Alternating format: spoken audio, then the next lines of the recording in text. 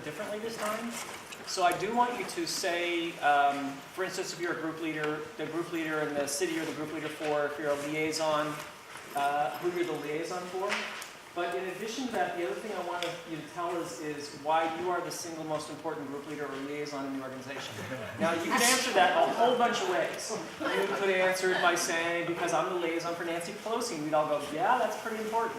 Or you could say, you could be Carl Dance, and you just could say, because I'm the most joyous person in the organization. And you know, personally, I think that's really important, one of the things Carl brings to bear. And in fact, not this lobby day, but the previous lobby day in November when we were there, and it was like 5 days after the election, the most brutal thing for me over the 3 days was continue to look at Carl's face and see how damaged he looked. Because, you know, he always looks so joyous, and you're just like, wow, you know, you feel you see him. So he might say, I'm the most important group leader because, or liaison now, because I'm the most joyous person here. Or maybe your answer could be, I'm the most important group leader here because I'm the worst group leader, and it makes all the other group leaders feel good about their work because they see like 5 months.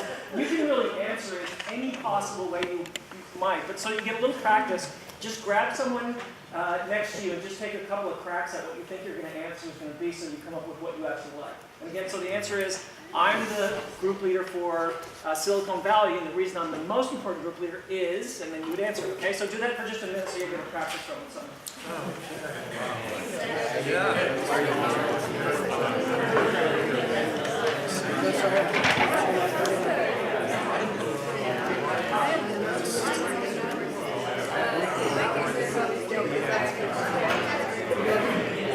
What's that? Yes. No, there's an agenda.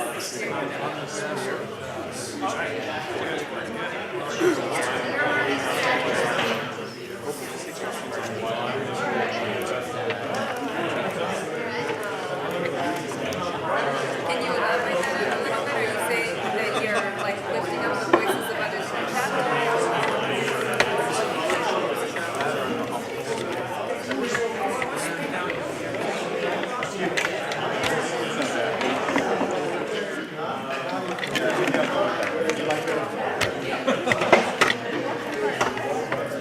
Okay, that's probably enough practice, everybody, so we're expecting some really good answers now, no pressure. So again, if you just got here, the handout that you have is last year at this session, we did some brainstorming about best practices, not only ones that we're already implementing, but ones we were thinking about. And it was really, really good work. And I think I promised I'd get it back to everybody within a year. And so I kept my promise, and so here you have it back within a year.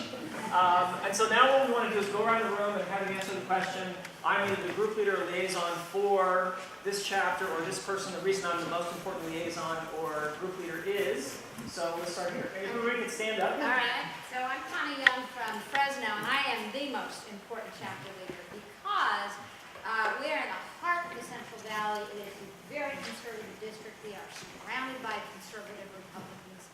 And we are learning and we're pioneering how do we talk to these folks, how do we get through them to establish relationships with them. So we're incredibly important to this organization. Nice. Okay, we'll give everybody a hand at the end. Okay. So, I know she should have gone last, but now everybody's going to have to kind of up it from there, right? Hi, I'm Joni Eisen from San Francisco, the liaison to Nancy Pelosi, but you didn't exactly, I mean, I'm not like the most important because I'm the liaison to Nancy Pelosi because she's like one of the most difficult ones because she represents everyone, not just us. Okay. So I'm the most important because I'm going to learn the most from everybody else. Okay, good. That's a good answer also. So you can go over all kinds of directions. Maybe you'll get some new ideas from what people say. I'm Barbara Moulton. I'm the group leader from Santa Rosa, and I just knocked over. And I'm the most important group leader because we have a strong chapter, very liberal area, and we can really build relationships with other green groups. That's up next. All right. My name is Gary White, group leader from San Mateo. 2 reasons. I'm the best leader because Mark just told me I was. And the second reason is we hope to become the most diverse group in the next year. We're making a big effort to bring younger people in, people of color, etc. So wish us luck. Cool. Thank you. My name's Ashley Simpson. I'm from the Chico chapter, and I'm the most important group leader because District 1 is Doug LaMalfa's district, and so we're in a really tough place. Try to push them in the right direction or get them out of there.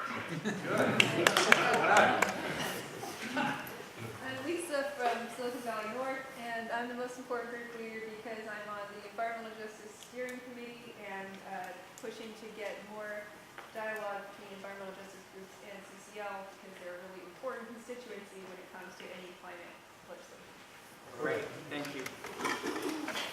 I'm Ken Moore. I'm from the Placer Foothills chapter, and I'm a strong group leader because I have a whole lot to learn, and we're trying to get our group up to speed so that we can be like the other wonderful groups in CCL. Bravo. I'm Mike Russell. I'm from Davis, John Garamendi. I'm the liaison, and I know I'm the most important leader because I'm willing to support our leaders. Great, thank you. I'm Deirdre Henderson. I'm from Truckee, the North Tahoe chapter. And I am the most important group leader because I have founded chapters in New York and in California. And I have in no way have the personality or the skills to be a group leader. And I'm constantly out of my comfort zone, but I do it anyway. And I'm Alan Matlich. I'm the liaison to Jackie Spear, District 14 here in San Mateo County.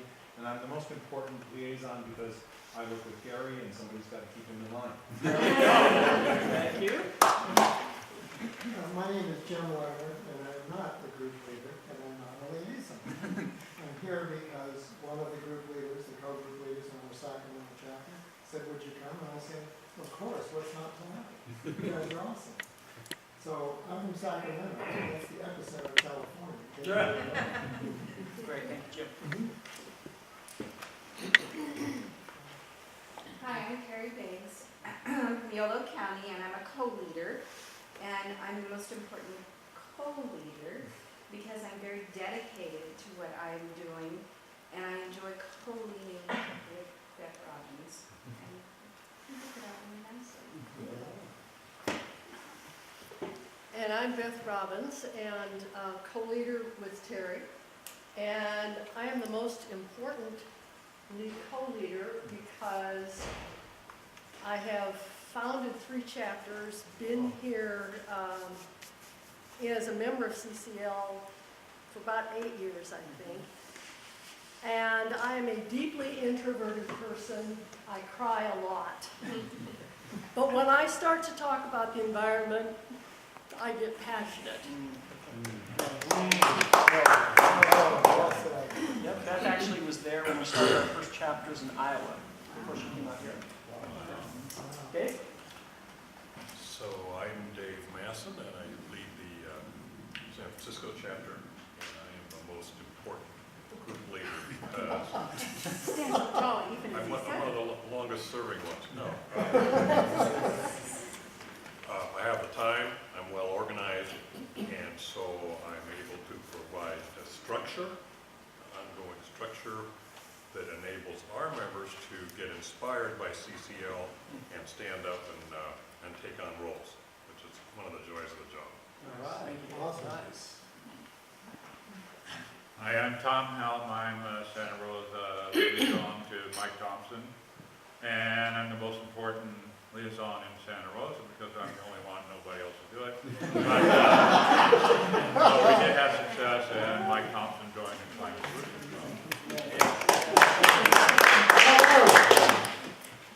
I'm Linda Marin. I'm Santa Cruz chapter group leader, and I resisted being group leader for a couple of years, and I was teaching. I taught for 30 years, and I stopped teaching, and I missed so much being involved in groups. And when I became a group leader, I realized, oh, this is as good as teaching. So I'm also the most important group leader because I seem to have attracted the most fabulous group of people to work with in Santa Cruz. So. All right. My name is Barbara Dietrich, and I'm hoping to be a group leader at some point. And I just had to come here today because it's it's not written in stone. Here's just in case you missed the question is, you're introducing yourself by saying, I'm either the group leader for or liaison for, and the reason I'm the most important liaison or group leader in all of CCL is because, go ahead. I'll wait for those. Okay. All right, we'll be back. Yeah, we'll go together. Okay. I'll answer, yeah. I'm Tyler. We're Silicon Valley East. First of all, everyone's important, Yes. but we're also Yes. important Yeah. because, I don't know, we're millennials, we care, we're here, we're trying. Yes, and we get along very We well. get along really well, we very communicate really well.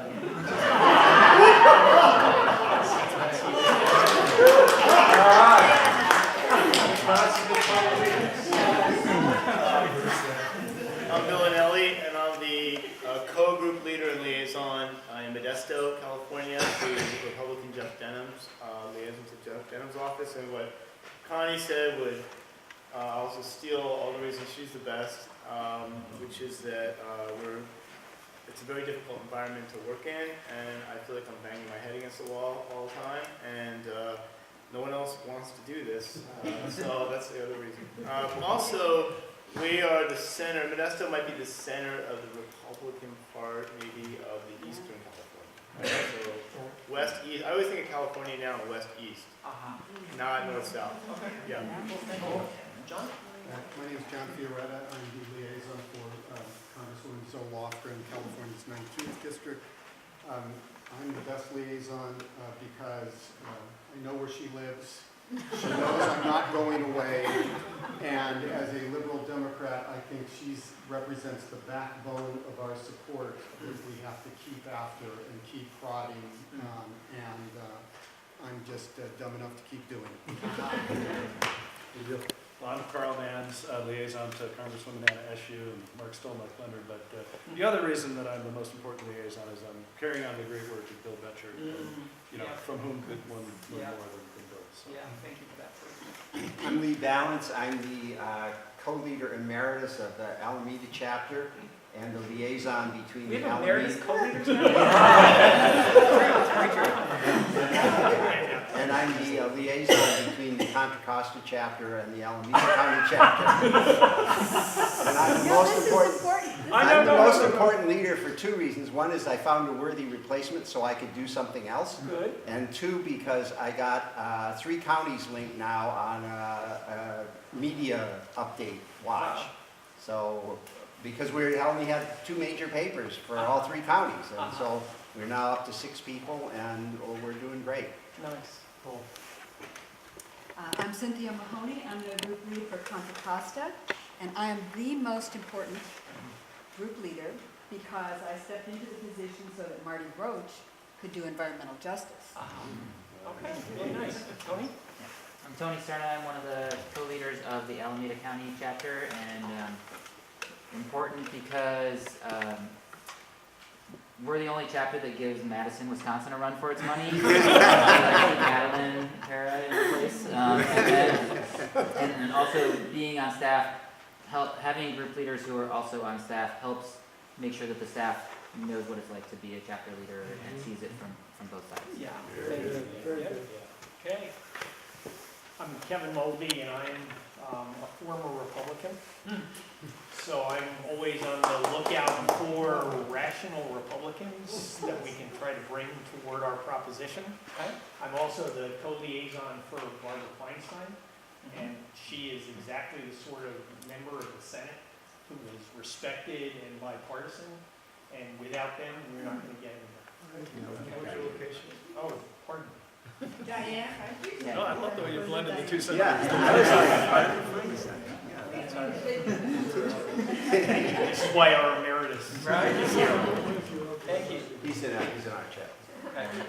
Hi, I'm Roy Nelson, and I am the liaison for 2 chapters, for Santa Cruz and for Monterey, because we share Congressman Jimmy Panetta, and we did get him on the caucus just a couple of months after he took office. I don't know if I'm the best liaison, but I'm the luckiest liaison because I work with the 2 best chapter leaders, Linda Marin and Maribel Andonian. Great, thank you. And I'm Maribel Landonian. I'm one half of a team of co-leaders for Monterey. Can you finish each other's sentences? Just But we tend to be on the same wavelength all the Yeah. time, so it's wonderful working with this great team of people who basically just keep on going every time I say, why don't we do this year? Okay, great, thank you. I'm Devin Carroll from Fresno. I'm the fiercest leader in the whole shop. And I'm the liaison for Devin Nunez, and I'm the most important because when we finally get Devin Nunez to agree to this, we won the game.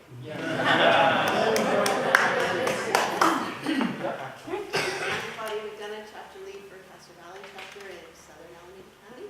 And I guess I'm this chapter leader because I figured out how to text 8 people individually from my phone. And although I invited all of them to say stop texting me, only one of them did. And so I think I got some people to call for the Reynolds Calendar Day when I texted them like that. Also, we've been able to get Swalwell on the waiting list, our MOC, to be in the Climate Solutions Caucus, and this spring we should be able to get him to find a Republican partner. So we're really good on that.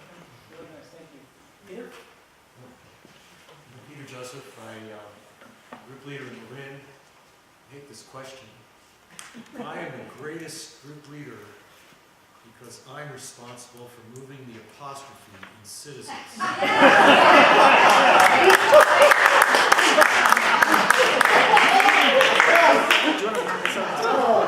I'll start on that side, you start on this side. Just try to get it going. Very important. I'm also kind of proud of the fact that for years of resisting, like someone said, actually organizing the group on the ground level, like, oh, this is not my thing. I had this kind of sudden shift in me. I don't know what it was, where I said to myself, that's bullshit. You're here, it's local, you got great potential in this county. Why don't you just give it I didn't think I could do it. And it's not that hard if you put your mind to it to get locally organized. And now we've got like 400 members, and we're pretty well established in our community. Wow. Cool. Can I give it a crack? More? Well, yes, go ahead. So I'm Suds Jane, group leader for Silicon Valley South, and I'm the best group leader because I'm the smartest. And that's simply because I've been making mistakes since 2009, and I've made almost all of them. Wow. And I have Mark's cell phone number in my phone since 2009. Wow. Oh, hi, I'm Tim Deck. I'm co-lead for Silicon Valley North. I'm the best group leader because I'm helping Mark with all of his technical difficulties in handing out papers, but also because I constantly freak out about our ever-increasing roster and how to take these people and engage them and bring them in and make them excited about all the other activities we have in our chapter, like BCL and reaching out to our member of Congress. So that's my story. Cool, good. Okay, so I'm going to go through this handout with you in just a minute, but this is something that could be a tool for developing your chapter. This is the best 2 pages that you could distill down to 2 pages I've ever seen. I read a lot of business books, and this has more useful stuff on it that you can actually go do something with, work with. You know, there's a reason that Madeline Para is just better at organizing than everybody else, is because she thinks like this and can distill something down to this, to this size. So we were having a discussion going into this year of what kind of growth did we want? Because there are tools out there now where you could actually go locate all the alarmed people in the country, and you could try and mobilize all those people. And so we looked at that. And, still might be something that we will do, but what we thought would actually be more strategic for this organization was to develop as many advocates as possible, to try and get as many people who are as engaged as they could be. So yeah, we're still going to go for doubling the numbers of supporters again this year, but what we're really focused on is, can we develop the people that we actually run into? Can we move more people up the scale where they kind of take the kind of responsibility that we do for the organization? I know from working with all of you, when you talk about CCL, you talk about it as your own organization. There's not something over there that's happening. This is your thing. And so what we want to do is see if we can move more people up that ladder of engagement. Part of that, one of the things we're going to use for that is Hari Han's fantastic talk from the conference last year. I remember she spoke for 25 minutes. She was supposed to come in for the conference, and then her son crashed his bicycle, and so she Skyped in. And she just, in my view, understands something about actually developing grassroots effectively. This isn't the way she said it, but the way I say it, is she talks about the difference between transformational organizing and mobilizing. Mobilizing would just get people to do something. In transformational organizing, the people become as important as what you're doing.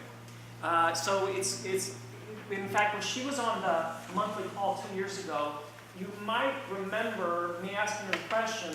So would it be like you could be 100% simultaneously committed to two things at the same time?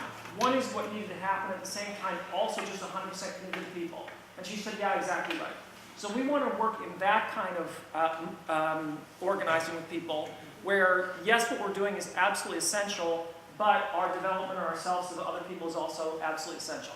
Any questions about that before we jump in a little bit? Okay, good. So what we've identified is that we have, we have 5 pillars of political will. I think we're a 5 kind of organization. There's 7 kinds of organizations and 3. Apparently we're a 5. So we have 5 pillars for engagement. One is the pyramid of engagement, which we'll be working with Ms. Hahn in a little bit. The second is the CCL way. 3 is conditions that motivate. 4 is the elimination of blame. And 5 is the empowerment of volunteers. So I'm going to skip Hari's part because we're going to watch her video in a few minutes. And I'm actually going to go to the second pillar, which is the CCL way. And a lot of that has to do with the values that I reviewed this morning that Leslie Beatty helped us develop. That wasn't something that didn't exist. It was something that existed. It just got articulated better, right? I mean, we had all been working that way in the organization. It was just said in a way that was a little bit more distinct. It was a little bit articulated well, and so it allows us to use it better. So when we're familiar with those: focus, optimism, relationships, integrity, personal power, and being nonpartisan. I want to take a couple of minutes and talk about the conditions that motivate. So with the regional coordinators and state coordinators, they've been doing a lot of work with something called Prime to Perform, which is a pretty darn good book on working well with people. And what they really talk about is direct motivators and indirect motivators.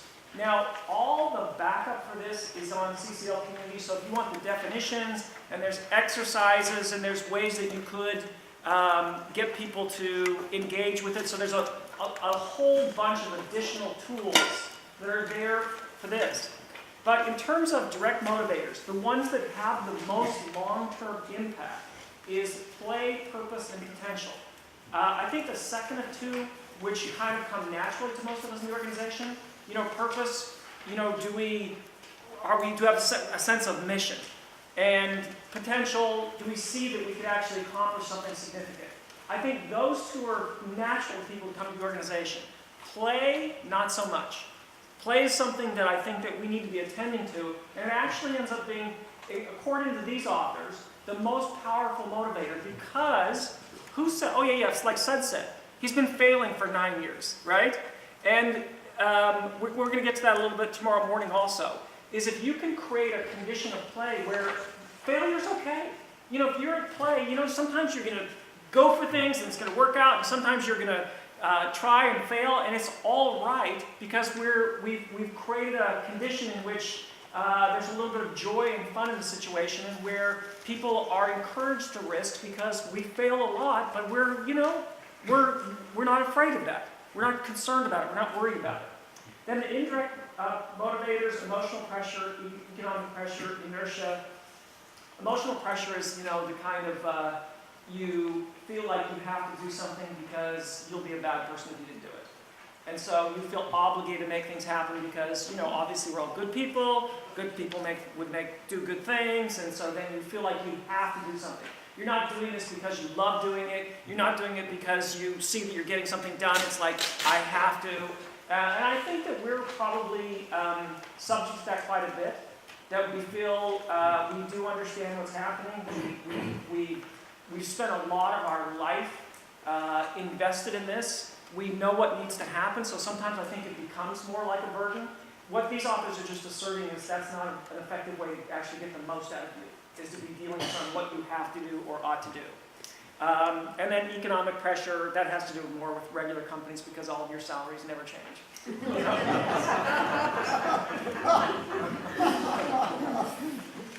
And then that just sense of inertia of feeling stuck. And again, what these authors are saying, again, there's some really good stuff on community. If this is one of the areas that you want to get into, is there's some actually tools, practices, things you could do with your chapter, exercises, recommended activities. That gets into these, particularly the first three are the ones I think that you're interested in doing. Where on community? Oh gosh, you're asking the wrong person. On community. Community. Does anybody know off the top of their fingers? Okay. All right. No? Okay. Fourth pillar, the elimination of blame. I think some of us are a little more natural to this than others. You know, I think it's something that as an organization we've done a pretty good job. I don't know about in your environment, but in mine, people rarely point fingers and say, this went wrong, and it wasn't my fault. You know? I didn't have anything to do with that. You know, it's like somebody else screwed that up. So I think that is something that we've been good at, but it's also something to attend to. It's, you know, one of those areas where you can make a productive environment really counterproductive quickly if we're trying to find out whose fault it is when things went wrong. If you're up to anything at all, if you're up to anything of any size, if you anything big, any big goals, a lot of things are going to go wrong. And can you deal with those just on their own terms, not on the terms of, okay, and who screwed it up? I mean, we want to find things out so we don't make the same mistakes over and over again, but we don't want to find out so we can beat somebody over the head. Yeah? In improv theater, there's a policy or an effort to say yes and. Instead of stopping what's going on, you allow it and then move on with it rather than say no or that's bad. Nice, I like that. Cool, thank you. Okay, now the fifth pillar is empowerment of volunteers. The first thing that this piece talks about is trying to encourage people to do things with each other. I know sometimes, how many of you actually prefer and thinks it's easier to work alone? How many of you are like that? You know, because then nobody's in your way, and you can actually do things the way you like to do them, which is what? The right way for the best. That's the way it's supposed to be done. Like, I make sure when we're going certain places that I know the way my wife wants us to go, because there's ways to get to particular places. It is not my world, but in her world, there's a way we get there, and there's a place we park. So I just make sure I understand that. I always park in that spot. But anyway, we want you to encourage people to do things together because there's more power in actually having people work with each other than working by themselves. And then also, you will see this also when we talk about Hari Han's work, developing roles for volunteers. So it's not just you're the person that does that, you know, you're the person that brings food. Well, instead of you being the person that brings food, you're the hospitality vice president or something, or, you know, so that they actually have a role, just not a function. And then the last is something that we've tried to build really intentionally in this organization is to check in with people and check in with them personally. You know, talk to them. You know, it's really interesting some of the data we're starting to see now of what's happening to people who communicate mostly in social media. That's not good. And I'm personally kind of concerned about the social skills that some young people are developing because of the not as much time interacting with people as much as there is on the internet, and what that can do in terms of people's ability to evolve working with each other. So anyway, we're going to start with the Hari Han piece. Tons of juicy stuff here. If you just want to look at part of your chapter meeting is always about developing people, there's enough for you to work for a year just based on what on this handout. And again, it's just what continues to astound me about Madeline, the kinds of things that she puts out and the ability to organize. Okay, we are now going to actually show Hari Han's 25-minute video, right? Yes. Okay, woohoo. Hope this works.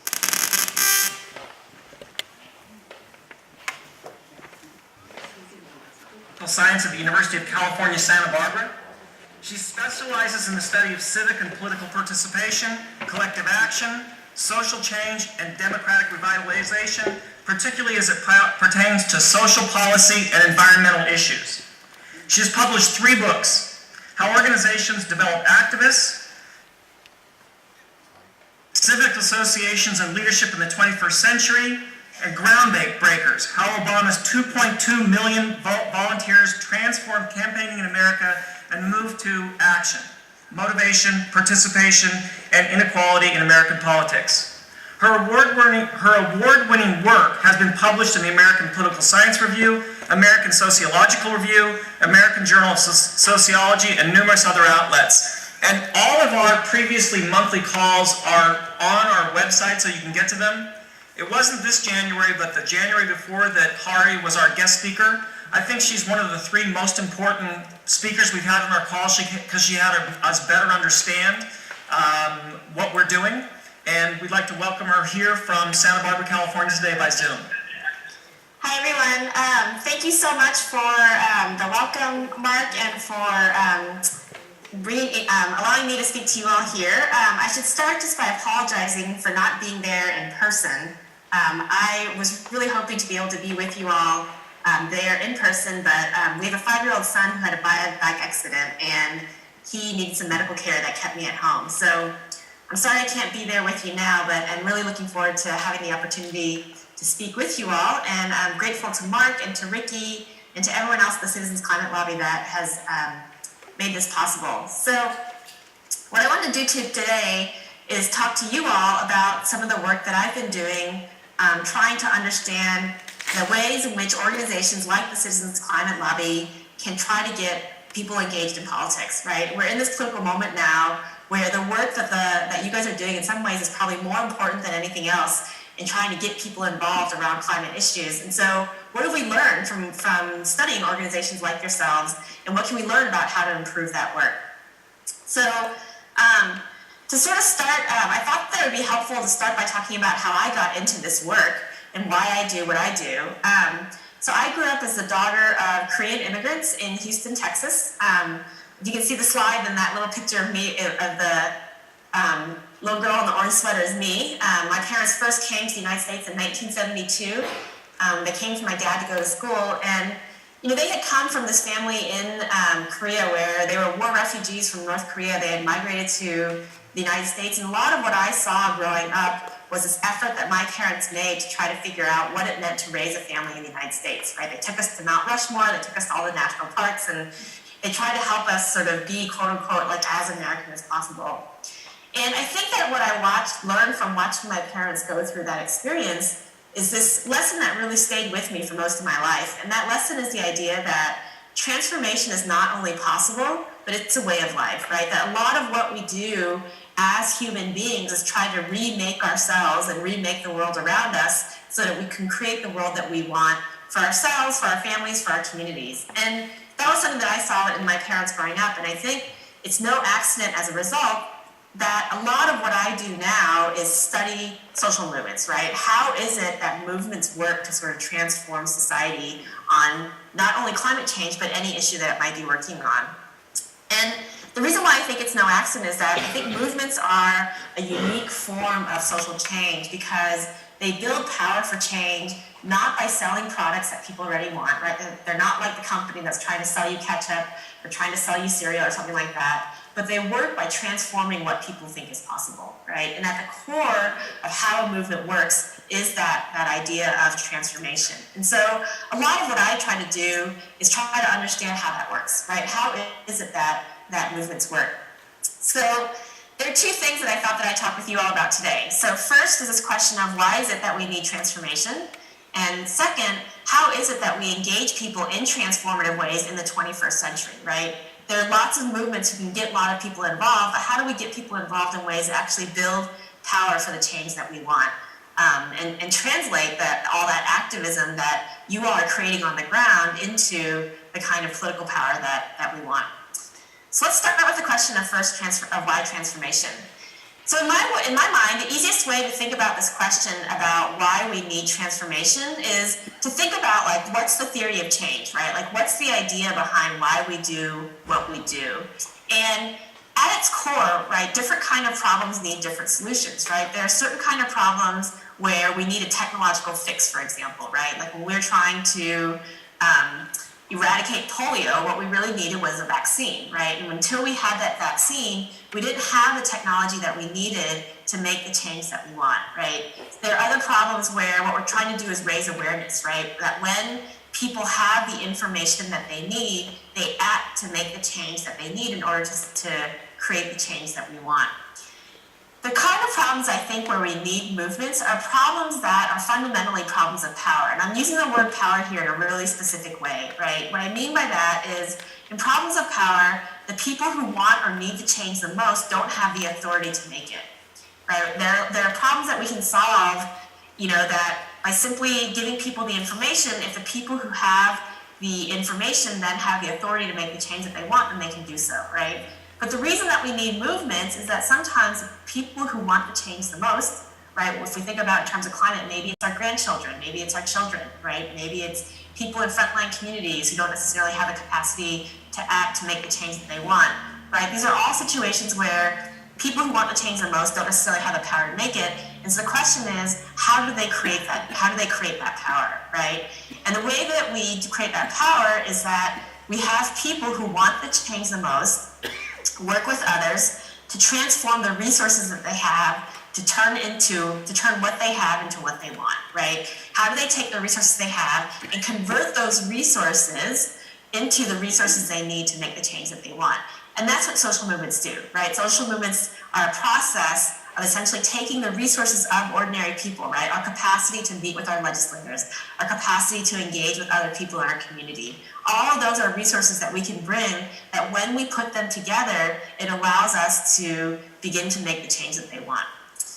And so there's famously an organizer, Saul Alinsky, some of you may have heard of him, and he famously said that when you have problems of power, in American politics, there are two sides that you can be on. You can either be on the side of organized power, of organized people, or organized money, right? That there are two sources of power in American politics. One of them is organized money, and one of them is organized people. And if you're not on the side of organized money, then you should be on the side of organized people. And so in a lot of ways, what I think social movements, or what I'm interested in, is this question of, okay, well, when we have problems of power in the way that we've sort of talked about it here, then how do you organize people in a way that begins to sort of solve those? And a few years ago, I was thinking about this question, and I was seeing this funny paradox in a lot of the work that I was seeing around the world, right? If we think about the Arab Spring, about Occupy Wall Street, even the sort of groundbreaking work that people like Al Gore did in building the climate movement, there was sort of this funny paradox that we were seeing in a lot of movements around the world, right?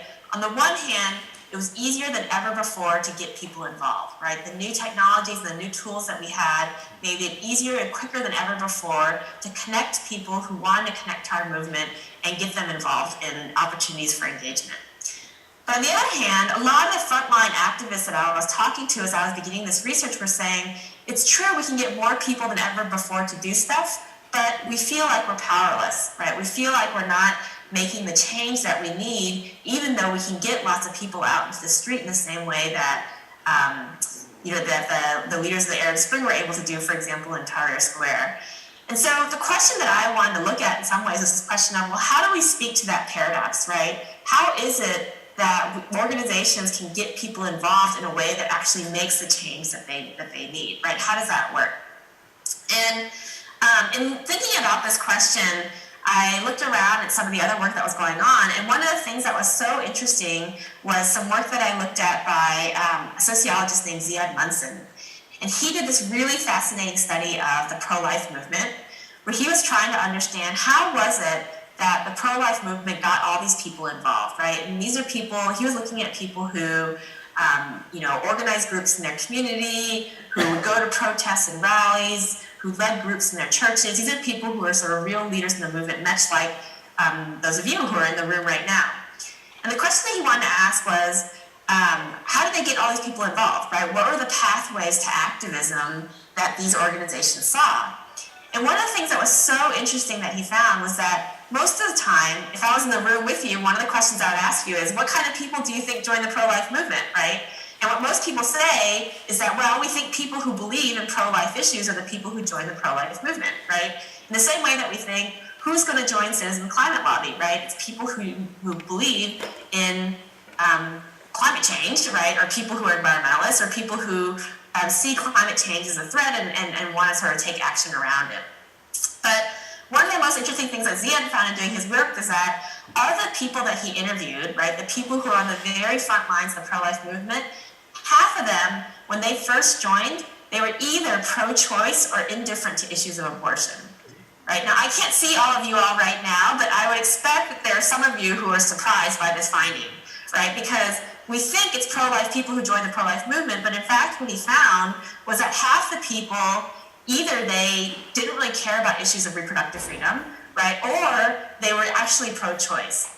And what he found was that the things that drew people into the movement was not necessarily their belief in the issue, but instead it was the fact that they just moved to a new community and they were looking for new friends, right? Or maybe it was someone who had just retired and had more free time and wanted to get involved in a group in their church or in their community. You know, or it could have been a woman who had her first child and all of a sudden went from being a working mom to a stay-at-home her to create new ways of getting involved. And so all these people, what happened was that they were drawn into the movement for sort of social, biographical reasons, but then something happened in those meetings where they wanted to keep coming back, right? That there are a lot of things that I might do for my friend because she asked me to and I feel bad saying no, so I might go to that one meeting. But for me to keep going back, something has to happen in those meetings that makes me want to continue to go back and eventually kind of lead a group, right?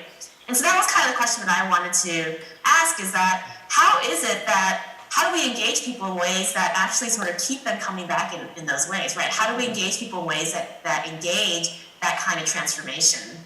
And so what I did is I went out and I looked at a bunch of groups, mostly environmental organizations, some health organizations also, and was trying to understand what are the difference between the groups that are really good at getting people involved and keeping them involved over time, and the other ones that struggle more to do so, right? And what are the practices that differentiate what I call the sort of high engagement groups from the ones that are sort of lower engagement? And essentially what I did was I went out, and one of the things that I found was that there was this real difference in groups that engaged in what I call mobilizing versus organizing, right? And this is a term that came from the activists and the leaders that I was talking to. And one way to think about that is to sort of think about the story of the person who you see on your screen is a young man named Alex Waters. And Alex Waters, I can sort of tell you the story about him. This is one of those moments where it'd be great to be able to see you guys, so I'm sorry that I can't see you, but Alex Waters was a young man. He grew up in Colorado, I think, and he had gone to Iowa for college, and he thought when he went to college that he was going to become a professional golfer. So he goes to college thinking he's going to become a professional athlete, and he, one weekend, one of his friends invited him to their parents' lake house. And he thought, this is great, I'm going to go to my friend's lake house and hang out for the weekend. And he's hanging out that weekend and standing at the end of the dock and wearing a hat, and the wind comes by, it blows the hat off his head into the water. And Alex thinks, rats, you know, that's a hat that I really like. I really wish that I could go in and get it. And so he looks at the water and he thinks, well, the water's pretty deep, I'm just going to dive in and get that hat. So he dives into the water thinking that the water was about 18 feet deep. It turned out to only be about 18 inches deep. Okay, so you can imagine what happened. He hurt his neck, he was instantly quadriplegic, and he was life-flighted out of there. He had great medical care, and he was able to sort of get back on his feet and return to college after a few years. And when he returned, his life was obviously very different. And fast forward a few years, and the Obama campaign comes along in 2008, and they're recruiting Alex to become an organizer for the campaign. And Alex thinks, this is crazy, there's no way I can be an organizer. I can't knock on doors, I can't dial phone numbers, I can't even turn on the lights in the office, there's no way you want me to be an organizer. And what the Obama campaign says is they say, well, you're thinking about organizing differently, right? You're thinking about it like mobilizing, right? Transactional mobilizing, which most campaigns do, right? They hire a bunch of 22-year-olds, you go out, you knock on a bunch of doors, and you try to engage as many people as possible. But what we want you to do is we want you to actually do organizing. We want you to do transformational organizing.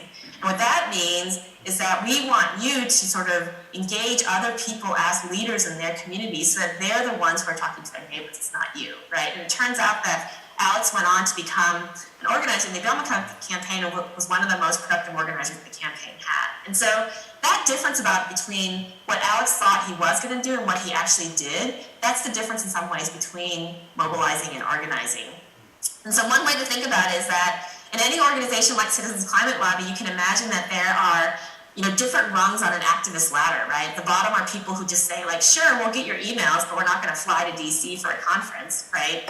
And at the top of the ladder are people who actually run the groups in the communities and take responsibility for engaging others. The difference between mobilizers and organizers is that the mobilizers essentially let people self-select onto where they want to be on that ladder. So if someone says, what I really want to do is come in and attend the monthly webinars but not do anything else, and they say, great, like we'll let you do that, right? If someone else says, all I want to do is get your emails but not do anything else, and they say, great, we'll let you do that, right? And they let people sort of self-select on to where they want to be on that ladder. What organizers do is wherever people come in on that ladder, they say, great, we're gonna, we want to take you in, but then we want to cultivate your capacity to do more, right? If you're not someone who's ever gone and talked to your member of Congress, we're going to train you how to do that, right? If you're not someone who's ever written a letter to the editor, we're going to train you on how to do that, right? So that people sort of constantly develop their agency and sort of move up that activist ladder. And the reason why that's really important is that by cultivating people's agency, right, that what they do is they help these constituencies, right, the people who need the change the most, kind of achieve the purpose that they want, right? Martin Luther King famously defined agency as the ability to achieve purpose. And so often I think a lot of people think about agency as this feeling in my head, right? Do I feel like I'm someone who makes a difference? And one of the things that I think is so interesting is that social psychologists who study this, they argue that agency is not just about competence, right? Do I feel like I'm someone who can make a difference? It's also about autonomy, right? Do I have the opportunity to act on my purpose, right? And that's why I think groups like Citizens Climate Lobby are so important, because what Citizens Climate Lobby does is it creates opportunities for people to act and to learn how to achieve their own purpose. And what we see is that if we just look at sort of measures of agency over the past kind of 50 years or so, people's sense of agency in politics has really been declining in the United States, right? It's one of the big trends that we see, so that, a long time ago, people thought that as an ordinary person, they had voice in politics. Nowadays, a lot of people feel like the game is rigged, right? That they don't have the opportunity to sort of say anything. And so it's so important for the groups that are trying to build the power that they need for the change that they want is to figure out how to cultivate people's agency. And the reason why that matters is that if we're not cultivating people's agency, then what's happening is that we're only grabbing the low-hanging fruit, right? So if you imagine that in any community, right, there's a bunch of low-hanging fruit who are people out there that are already on your side that are just looking for opportunities to get involved, right? And mobilizers, what they can do is they create opportunities for involvement to grab all that low-hanging fruit, right? But the problem is to really make change that's durable, right, to really kind of convince our elected officials to do things that are hard for them to do, what we have to do is not just get the low-hanging fruit, but also get the medium and the high-hanging fruit that's higher up in the tree. And the medium and the high-hanging fruit that's higher up in the tree, that you can only get those through by engaging these processes of transformation. And what's so interesting to me is that if I look at the difference between organizations that were doing the mobilizing versus those that were doing the organizing, that it wasn't just semantic, right? It wasn't just like a difference in words that they used and how they talked about their work. In fact, it was fundamental to sort of how they structured themselves, the kind of ask they asked their members to do, and the way that they communicated with their members, right? So mobilizers, their strategy for power was, we want as many people as possible to do more things. Organizers, their strategy for power was, we need to have as many leaders like Alex Waters who have that capacity to sort of reach out to people in transformative ways, right? So mobilizers, in order to be able to do that, the kinds of things that they would ask people to do, for example, is to work independently, right? Because we know that it's much easier to do things by yourself than it is to do things with others, right? Like I teach at a university, and whenever I give my students group work, they always groan. Oh, Professor Hahn, you're making us do group work, right? No one likes group work because it's such a pain in the butt to have to work with other people, right? And so mobilizers would try to make work as easy as possible for people because they wanted lots of people to do lots of things. But organizers would say, hey, we know that it's hard to work with other people, but we want to put you in positions of working with other people because that's how you become transformed, right? We don't become transformed in isolation. We become transformed when we're in relationship with others. And so, for example, I remember one organization that was doing organizing, and they were trying to run a letter to the editor campaign. What they would do is reach out to their list and say, hey, who wants to write a letter to the editor? And anyone who did, they'd say, great. They would put you in contact with someone else in your community and ask you guys to work together to write a letter to the editor, right? And people might do that entirely virtually. You can do that entirely online, but the act of being paired with someone else in my community to write this letter to the editor, what we found is that people were much more likely to stay involved over the long term, right? So there's always this question for organizers about how they sort of create those opportunities for people to be in relationship with each other. And so the last thing that I just want to say is, as we think about this, is that if we think about the kind of political moment that we're in, right, not only in the United States, but all over the world, what we're seeing is the rise of this different kind of politics, right, where there's so much uncertainty. Just takes a sec. She comes right back. Changing. There's a ton of uncertainty. And on the one hand, we see this outpouring of kind of protest activity. Organizations like Citizens Climate Lobby and a lot of the other environmental organizations have just seen this outpouring of interest, right? People who want to get involved since the election because they feel this threat around climate or other environmental issues. And the challenge in some ways is, how do we turn this unity that's right now in the face of resistance into unity in the face of common purpose, right? How do we create common purpose where people are going to be able to sort of work together to sort of recreate the kind of work that we need? And in my mind, to be totally honest, like, I don't think that's going to happen without organizing, right? Without the work of people like Citizens Climate Lobby, right, who are going into the communities and trying to sort of organize people to talk to their elected officials, to be able to sort of push the agenda that you want, I don't think there's anything that's going to happen.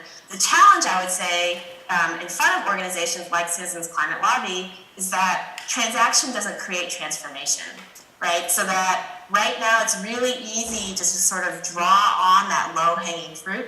And the challenge is, how can we begin to sort of recreate ourselves and our organizations in a way that begins to sort of engage people in the transformative work that helps them give voice, so that the decisions that our elected officials make are decisions that help promote the kind of world and the climate that we want for ourselves and for our children and for everyone in front of us.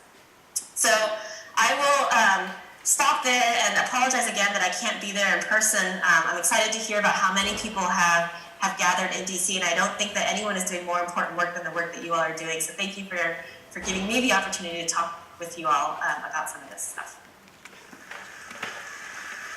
Pretty good stuff, huh? Doesn't get old. I mean, that's like my 5th or 6th time.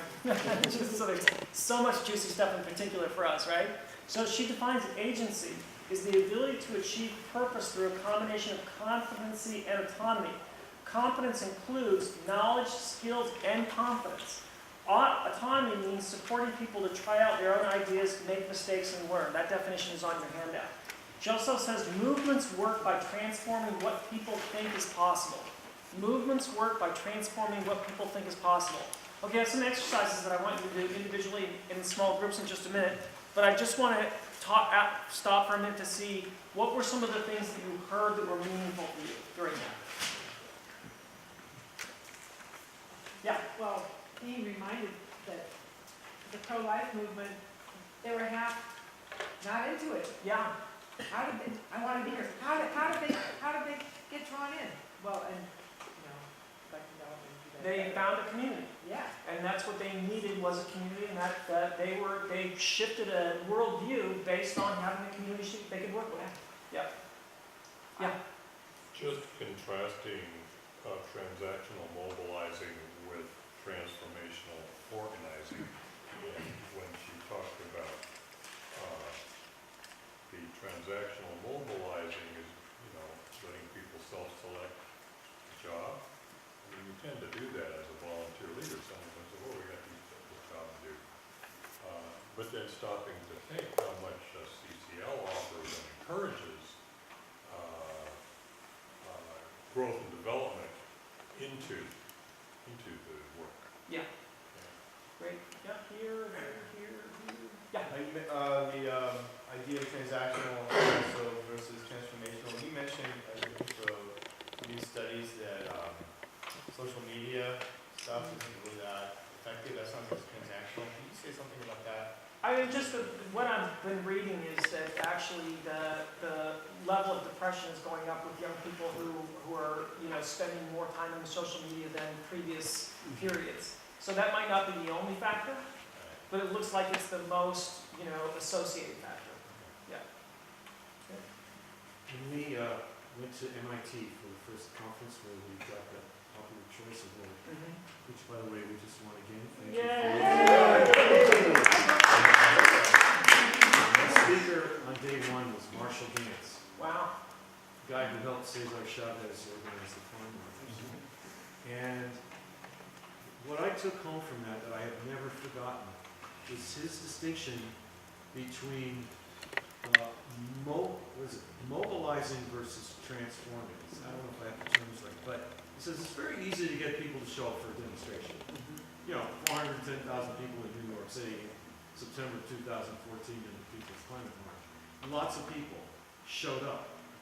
But the real work is not the vertical, but the horizontal organization where you know people, you call them up, you find out how they're doing, you know their children, their families, their spouses.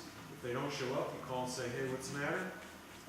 That horizontal building out of a community is what builds a movement. And as someone who finally took on the group leader thing in my chapter, I've been very aware of the fact that there's a core group that comes to all, and they don't want to miss the steering committee meetings because they want to check in with one another. The food is good and the place is nice. And if someone doesn't show up, it's, hey, where's so-and-so? It's community. It is community.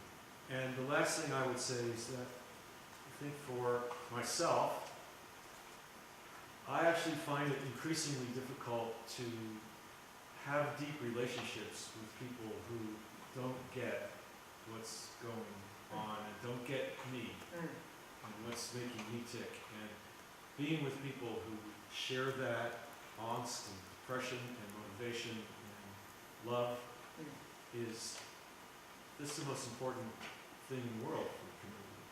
Great, thank you.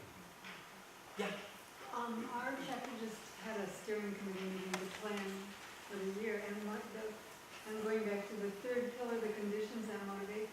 The one thing that came out from many of them was that we don't play enough. So Cool. I noticed that's the number one thing here on this. Yeah, I'm hoping to circle back to that in a little bit, thank you. Yeah. One thing I definitely noticed is that we have some people in our organization, we're pretty small, we have about 6 really active members and then probably 12 total, is that some people are so hyper-focused on getting more people that we're not focusing enough on creating those relationships between the core members. And I actually just took an engineering exam last week and had the 3 or 4 other steering committee members all email me in the same day to wish me good luck, and then we're periodically checking in to see how I did on it, and it's really neat to see that there are those people who care and that they have similar interests, and it makes it being part of that organization a lot more meaningful. Yeah, nice. Right here, right here. Oh, you did your hand? I did. Okay, sorry. One of the things that I've struggled with is, you see groups like Indivisible that, can mobilize people. The follow-up is not so great. The involvement is not so great. And so when we start talking about what our numbers are in our chapter, where we do actually have people who are involved, in a more transformational way, people make comparisons. So Indivisible has, an email list of 700 people. How big is your email list? But it's not the email list.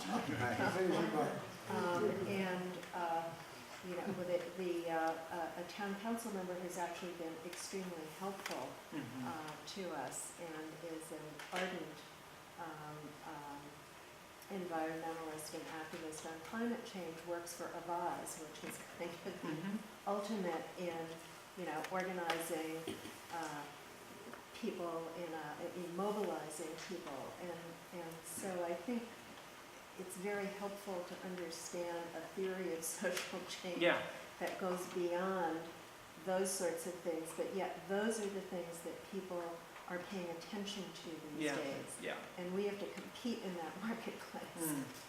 Well, again, this is why it's so important that Tony's kind of our strategy guy, because I was the one that got all interested in 1 million, 5 million, we got these tools, and Tony kept asking me, can we maintain this with 1 million people? You know, I'm like, well, doesn't 1 million sound good to you? And he keeps saying, can we maintain this with 1 million people? I'm not sure.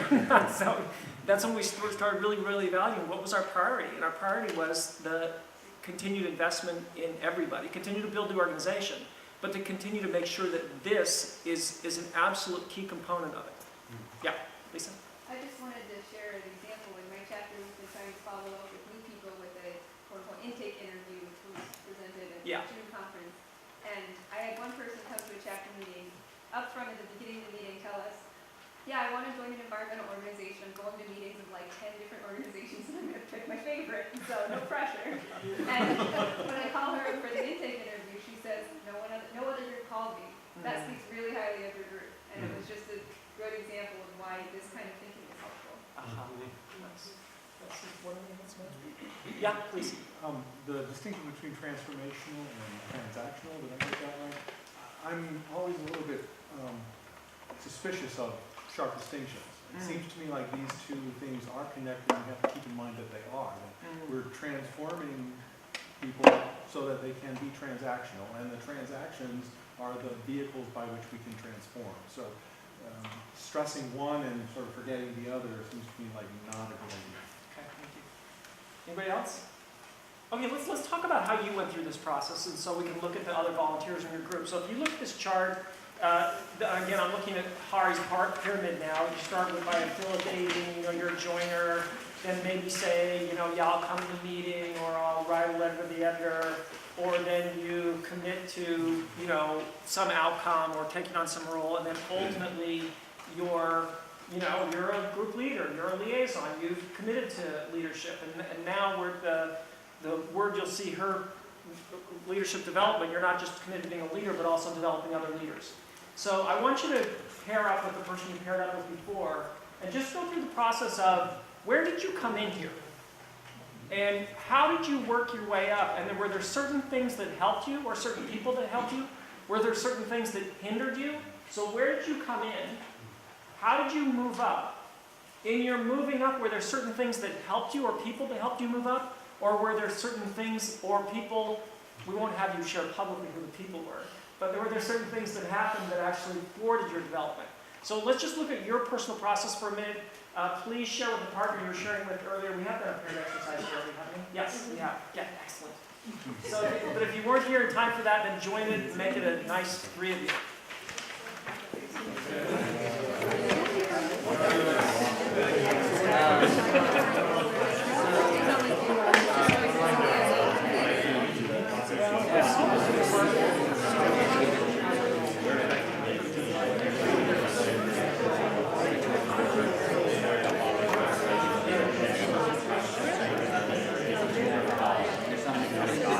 Knowing that about me, when I came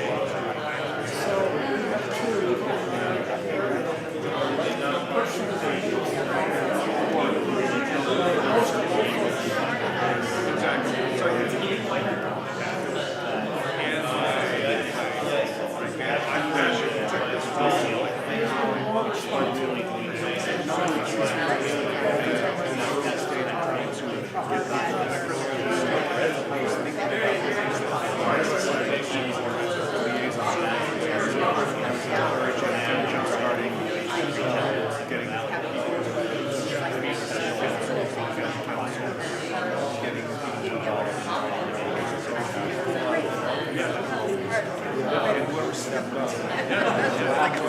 Yeah. And that's what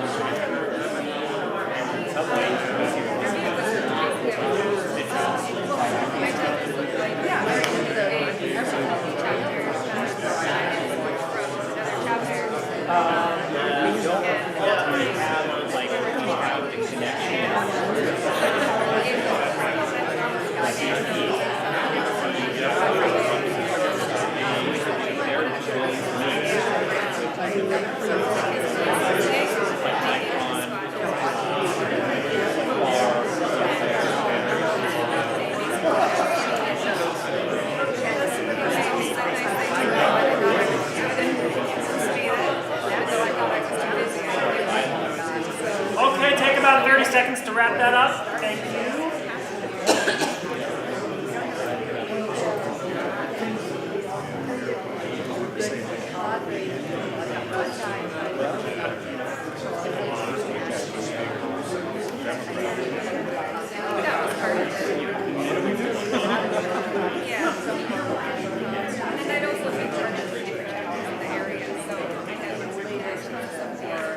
Okay, very good. So first of all, let's just hear a few things of what helped you up the pyramid, and then we'll get a few what hindered you. So what are some examples of something? Yeah. I jumped in right at the top because of Harold. Uh-huh. What did he do? What happened? What did He actually asked somebody else who said no, and then, why don't you do it? And then Harold called. Yeah. So somebody asked you. I don't think you can ever underestimate the power of that, the importance of it. A lot of times the reason something happened is because somebody asked them to do it. And let's always know the worst thing that's going to happen is someone's going to say no. And so far, up to this point in your life, you've recovered from all the no's, right? At this point, you might finally hit that one where it's like, all right, it's over. I can't handle that much more rejection. Good. What else helped you? Yep, Lee. So, I think the most transformational moment for me was when, at an early chapter meeting, we sat down and wrote a letter to a member of Congress. And I suddenly went, oh, yeah, you can do this. You know, I mean, I've never done it, but I can have a relationship with a member of Congress.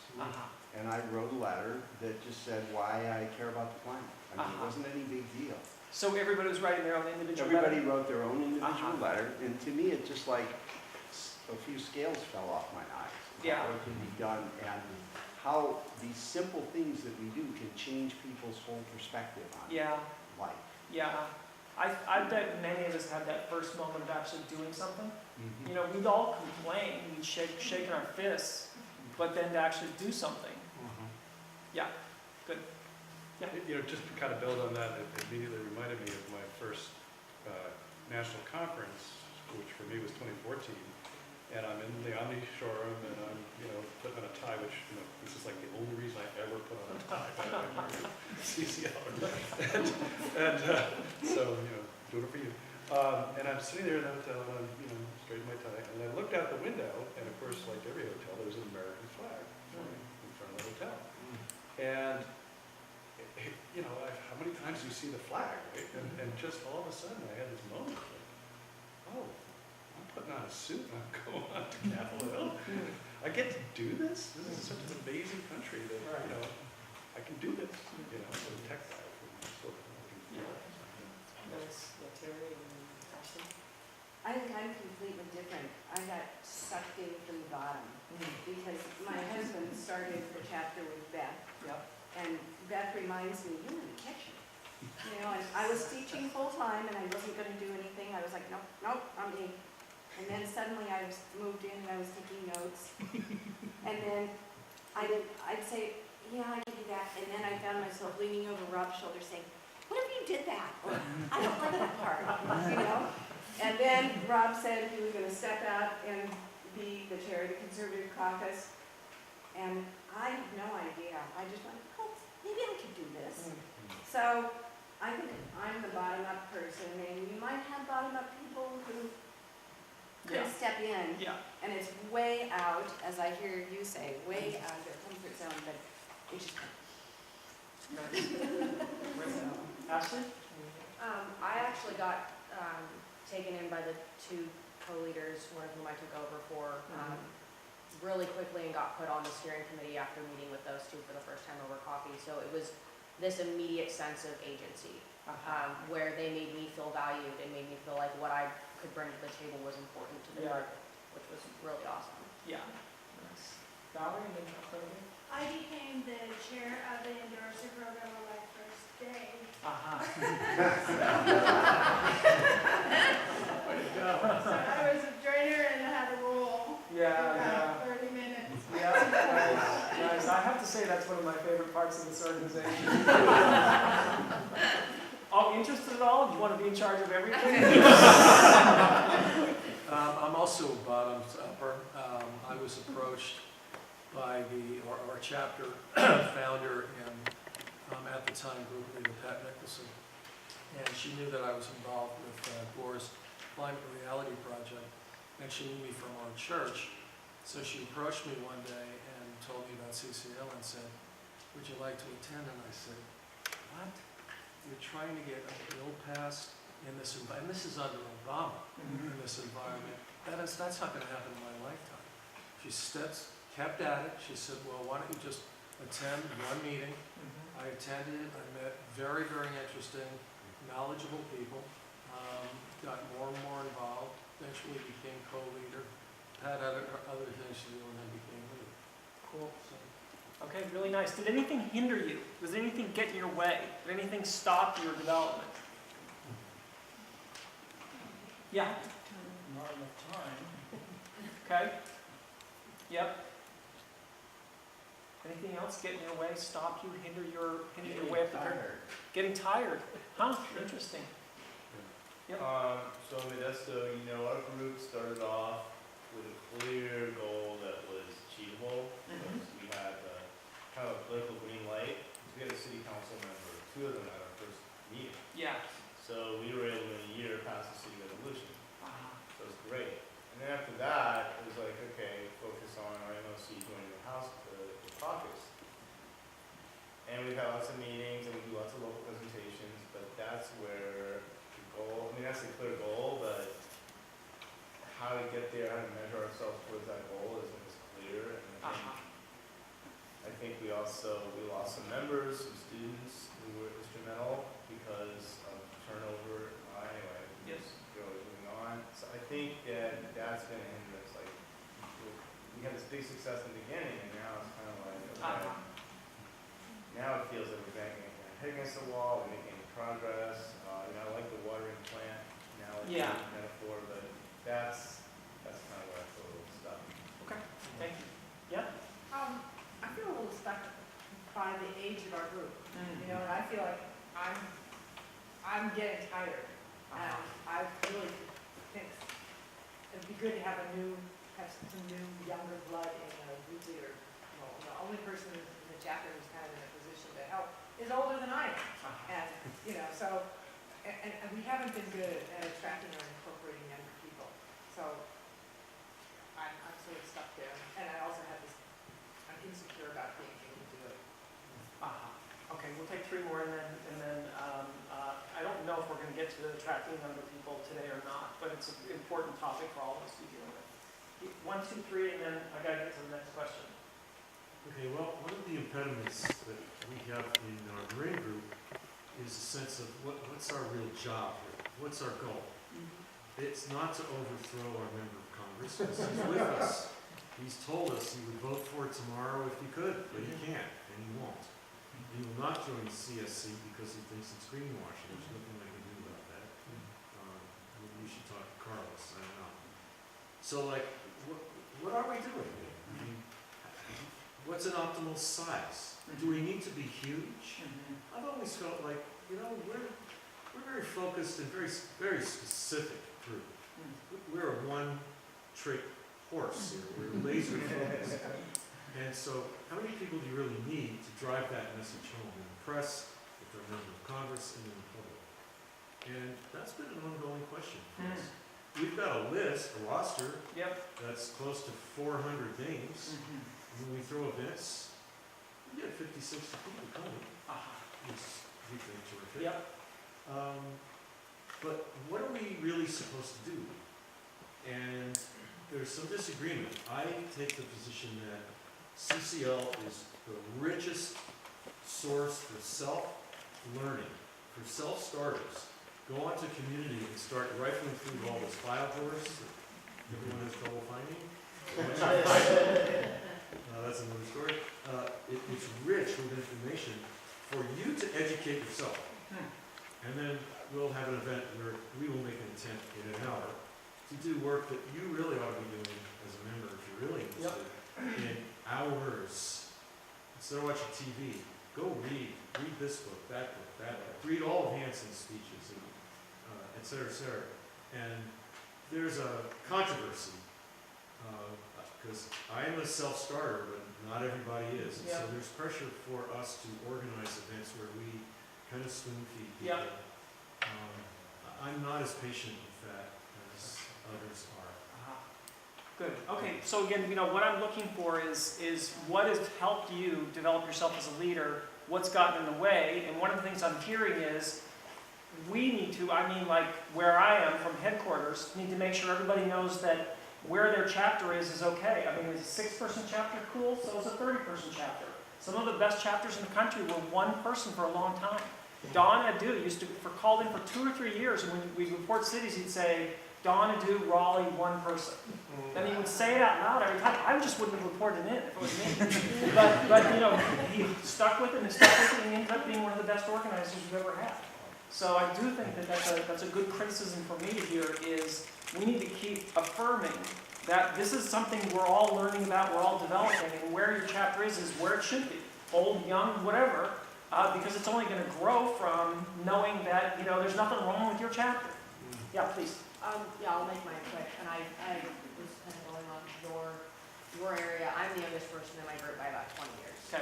And I live in a college town where I feel like it should be easy to get people to come, but someone else was saying earlier about turnover with college students, how they're busy, and then they graduate and they leave, and Chico's doesn't have a whole lot of jobs available, so it's really easy for people to leave because they have to.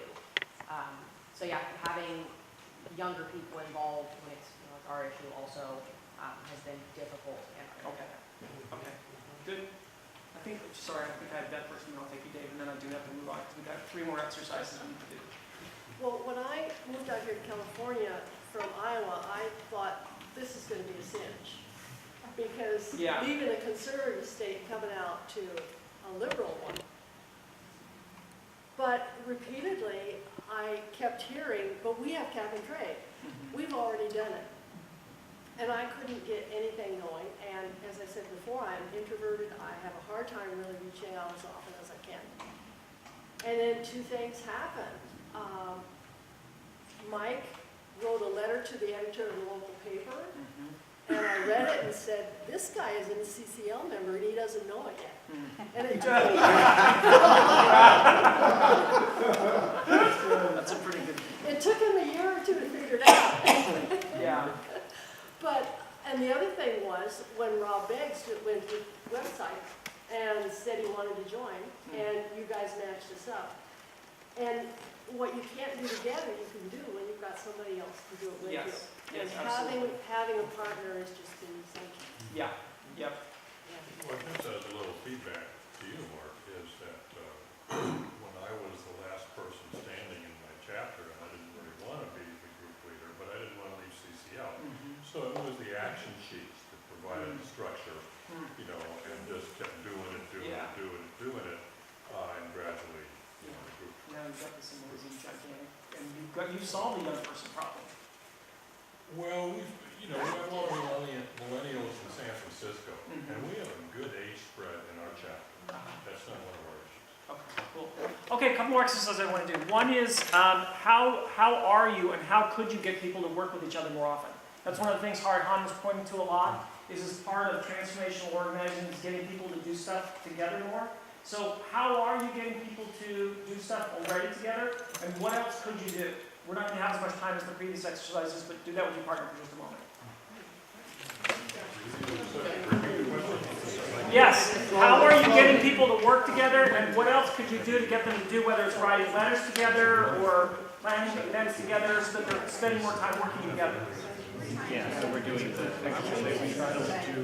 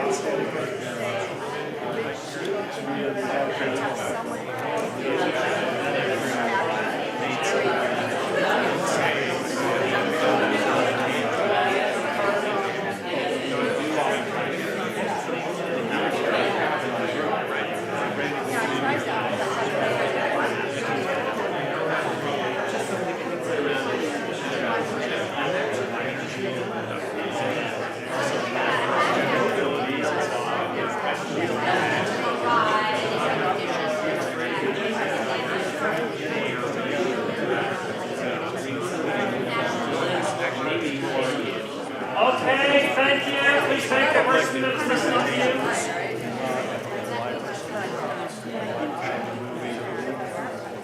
Okay, so let's hear a few. What are you doing to get people to work together, and what else could you do? Dave?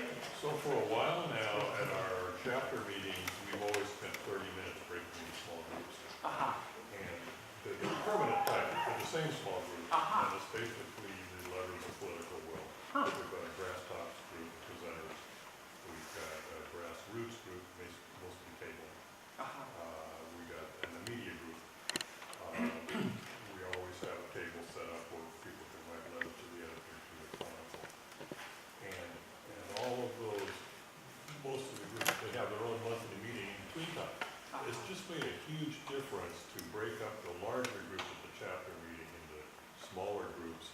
And those people tend to stay with those groups, you know, they meet at the extra meeting and, you know, it works really well. Yeah, nice. Who else has something to add? Yeah, please. When we needed to get something done, I would typically, as the group leader, open it up during our group meeting and say, do we have any volunteers? Is anyone interested? 9 times out of 10, nobody would say anything. So I learned that you just have to ask people one-to-one. Yep. And more times than not, they step up. Yep. Nice. Anybody else have anything you want to add? Well, Yeah. our group also has a, one person's already happy hour. It's just fun. It's more of a community thing. Yeah. Fun, really. Nice. Before you meet? No, it's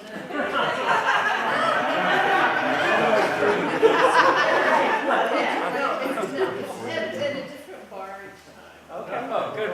So it's just a separate thing. It's totally social. It's not related to business or anything. So that's. So we, like every other group, meet once a month. And so if someone misses a meeting, we don't see them for 2 months. And so I know the Mountain View chapter has been doing farmers market tabling. So we have to do more events. And at our events, the agenda is so packed, people don't have time to talk about other things, family and whatever. So people aren't making those connections. So we need to. I've asked people to be our social coordinator. I can't seem to find anyone who wants to do it, but we need to have more social events or tabling events where people can just hang together. Yeah. So, yeah. Yep. Okay. Yeah. To build off of that, we have one member in our group that regularly tables at his local farmers market, and we had a separate member that didn't have as much confidence in speaking about joining the group to other people. She joined him at that farmers market tabling for the first time, and then she eventually afterwards went there and then approached people, and now she's comfortable. I think she is going to try to reach out to the farmers market and do that as well. Cool. So it helps to have people go build their confidence at these events with the other members. Yeah, nice. Good. Okay, so then now what do you, sorry, Tim? One more. I want to just say this because one thing I do is I go and steal ideas from other chapters. And I went to Dave's chapter for a number of times. I stole the breakout team idea. I stole the tabling at farmers market idea. And Silicon Valley East is doing it, and we're doing it. And now so just thinking about it. So, that's been a very productive thing to do. Yeah, and that's why I do think it's so important that group leaders, liaisons get together for that very reason. Hopefully we're all stealing at least a couple things from somebody today. Yeah. Yeah. Speaking of stealing, I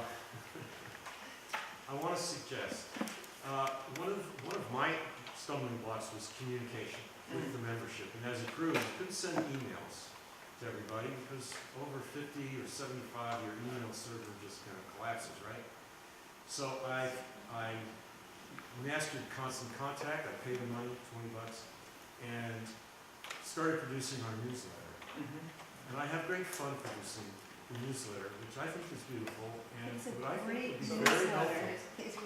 I love it. I think there should be a place on community, maybe under the group leader or any other file drawer, that's for all the newsletters that all of our 400 and whatnot chapters may or may not be producing, so that people can steal each other's good ideas for that. I talked to Ricky, and he's like, I'm too busy redoing the website. Talk to me in a month or 10. Yeah. And I really think this would be a good idea. It would help us all cross-pollinate without having to go through national. Right. It could be chapter to chapter, and everybody gets the ideas and like, just take these ideas and run with them. Okay, cool, thank you. And Yelchin, forget it. I can't. You know what I go? Cool. Okay, 2 more exercises to do. Let's see, maybe one. Did we just do how to, oh, no, sorry. So how do you encourage people to take on roles of responsibility in your chapter? How do you encourage people to take on, not just showing up, but, being the media lead or being the tabling lead? How do you do that? So do that with your partner for just a minute, we'll come a couple ideas, and then we got one more to do.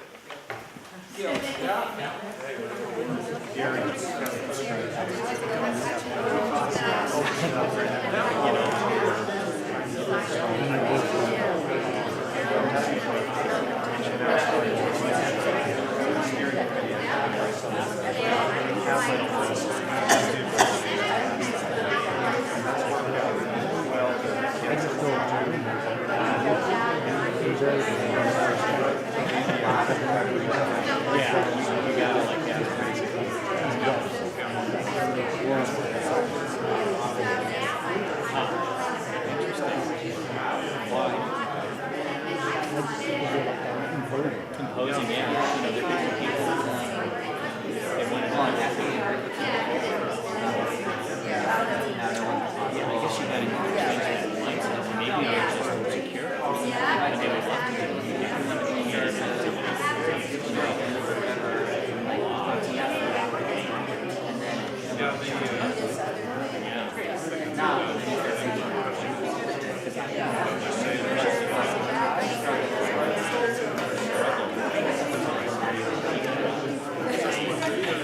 They went to the calls, they come to meetings. There's got to be a method to do that.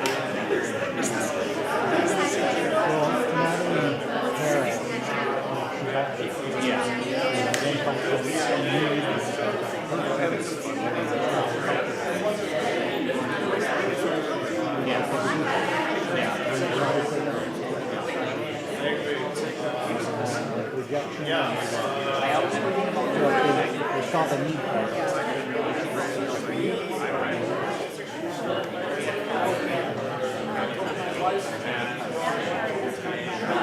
It seems like membership in Holland seems to be the most intimidating thing to do.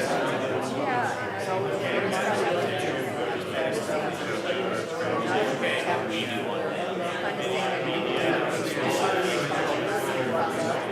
not feeling confident enough.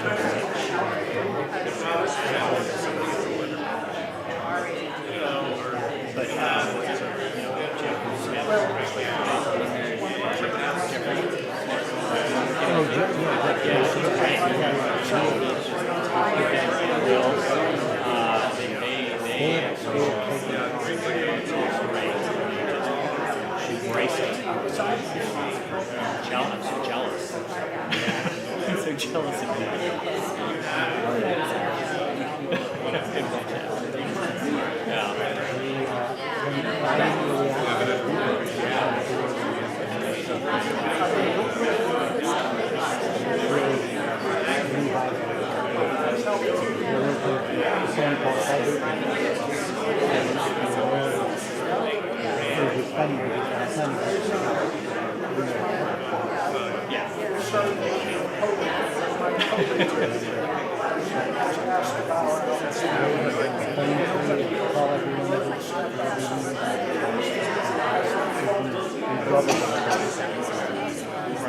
Okay, good. Let's hear a few ideas from people. So what do you do? What do you do that's working to encourage people to take on ownership, leadership roles, etc.? Yeah. You touched on this, but kind of a fancy title, like we have a chief tabling officer. Right? Yeah, right. I don't want that title, right? Yep. We're name tags when we're at our meetings. And so when we're talking, we have to introduce ourselves and make sure that when we go up and talk to people that are new. And it's not about, hey, would you like to be the person that does that letters to the editor, but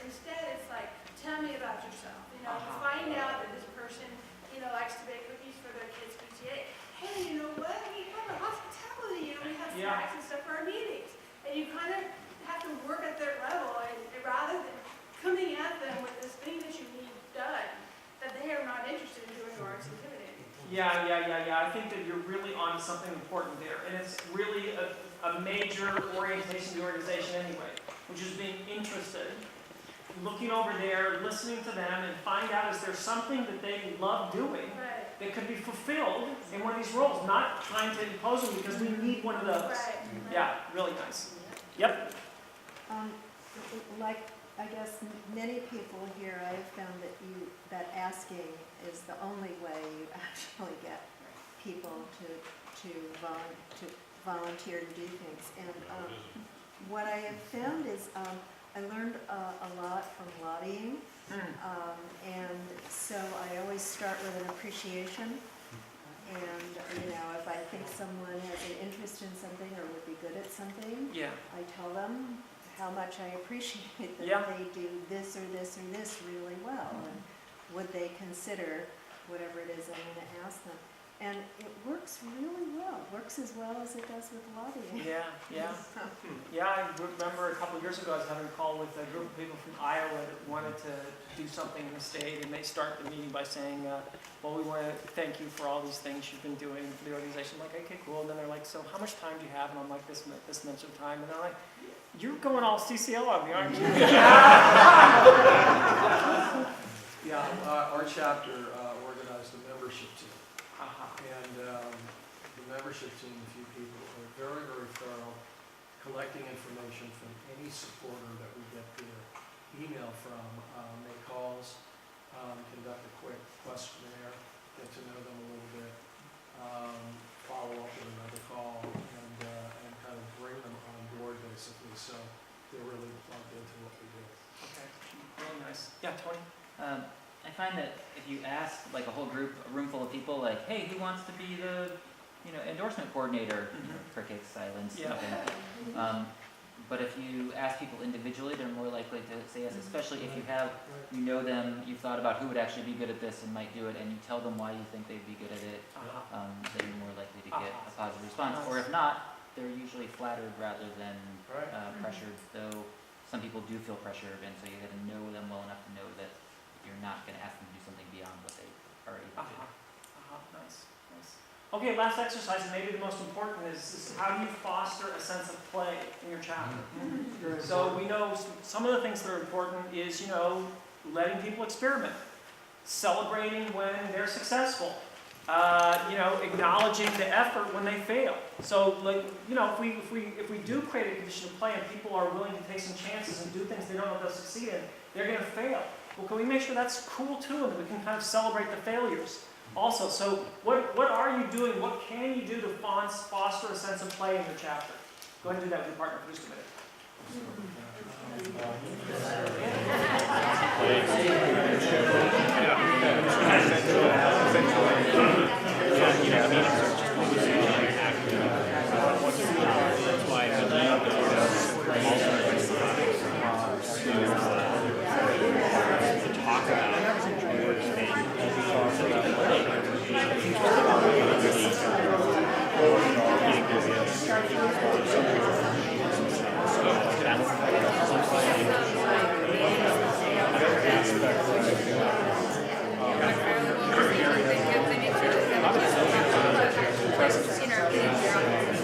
The socials.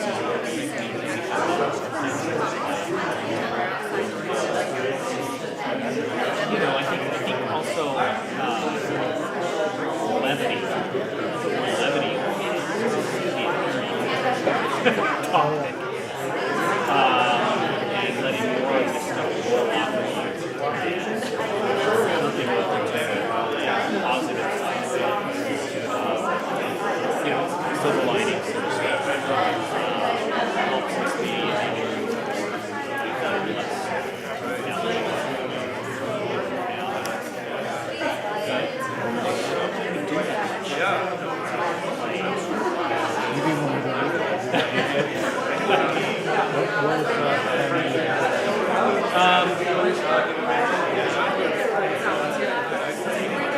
it was probably late.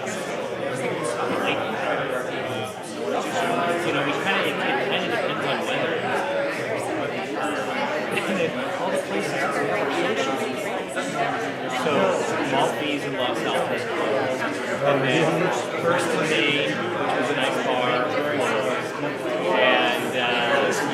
those were inside venues, and so King Hall, like an outside, we can't really do actually outside venues. Inside places can be too noisy, or somebody has to really have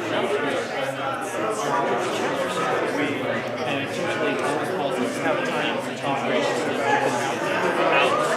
And so there's kind of this feeling guilty that we're always late to podcast as a reason why we don't do this.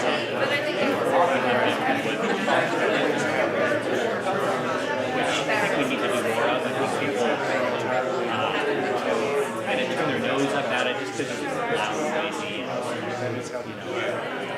It's just so easy. It's just so easy. Well, see, my problem is that I'm older. Yeah. Well, we're pretty good at this. The often report is far away. Reserve a couple of tables. It's outside.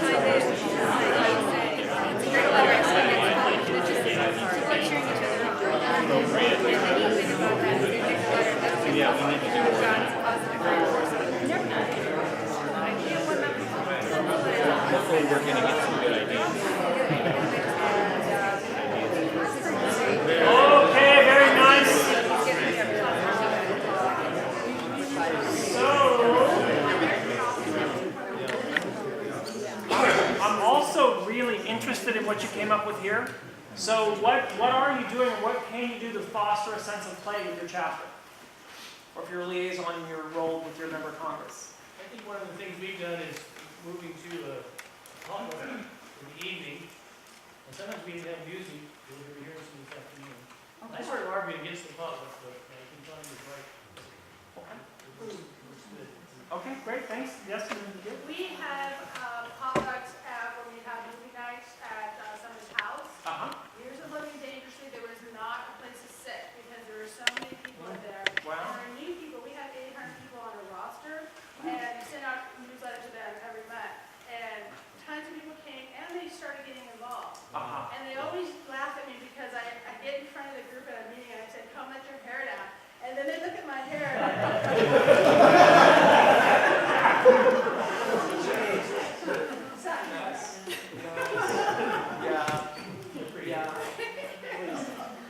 So Joni mentioned our happy hours, which a member just decided she wanted to organize once a month. I would say once a quarter we end up having some kind of potluck.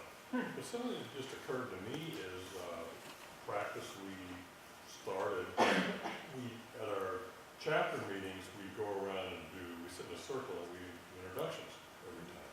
Most of us know each other already, but there's new members and we want to introduce. So we'll usually ask, well, what little personal things should we say about ourselves when we introduce ourselves? Just when we were born, or your favorite pet, or whatever. But that just ends up in a sense of cool. One thing we try to do, and me in particular, facilitating our group meeting, chapter meeting, is just sense of humor. Not take ourselves too seriously, joke around a little bit, especially when things get a little bit more heated and contested. It helps. Yeah, thank you. Please? We have a couple folks who brought for show and tell things that they're doing to take care of the earth. And it was things that I hadn't seen before or thought about, and it just was fun and gave us lots of good ideas. Nice. Cool. Thank you. Anybody else want to add anything? Yep, Tony? We do our intros in pairs, and then also whenever we do laser talks or communication exercises or other small group things, we make sure to give enough time that people are actually done and just chatting with each other before we bring them back to the group. Because I think it's that sort of, it's almost like the coffee break time where people can get to know each other. That's really critical. Nice. And again, I don't want to, say big chapters are better than little chapters, but you usually have about... We get 40 people, so we have to do things in small groups. Yeah. Interesting stuff, right? Yeah. After introductions, we always do appreciations. And we thank and recognize people who have done stuff for a chapter or things that are related in the community that we should know about. Nice.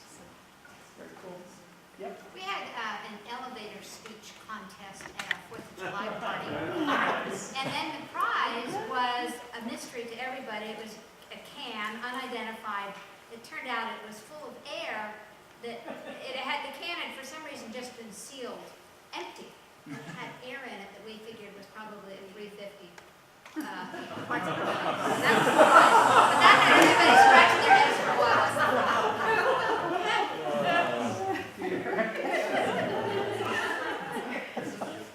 We just embarked on starting a series of salons. Huh. We invite everybody, all 400 names on the roster, come and have a relaxed evening of back and forth explanations. We'll have our core group and refreshments, and so people can finally get a chance to ask that question that they have not been able to figure out on their own. You know how much everybody else is laughing that Marin has cell phones. We call them It wasn't my turn, but I think it's a good turn. Okay, cool. Well, I hope that what happened is part of what Tim got from San Francisco. In that I hope everybody got at least a couple of things you could steal that you could try from someone else's chapter. But just knowing, this is an experiment. Again, everything we've learned in this organization is because somebody tried it out in the field. You found it was successful. Because you found out it was successful, we started sharing it with other people. So I'm hoping also that you feel a little bit more room to innovate, to take chances, to make mistakes, to screw things up. Because it's just crucial. Our margin of error is not gigantic for solving this. And it's just like the people who say we need to innovate our way out with technology. We also need to continue to innovate in this organization and continue to learn how to do things better. So thanks for making that 2 hours go real fast for me. Appreciate it. See you all back in the main session in a minute. Okay. Cool.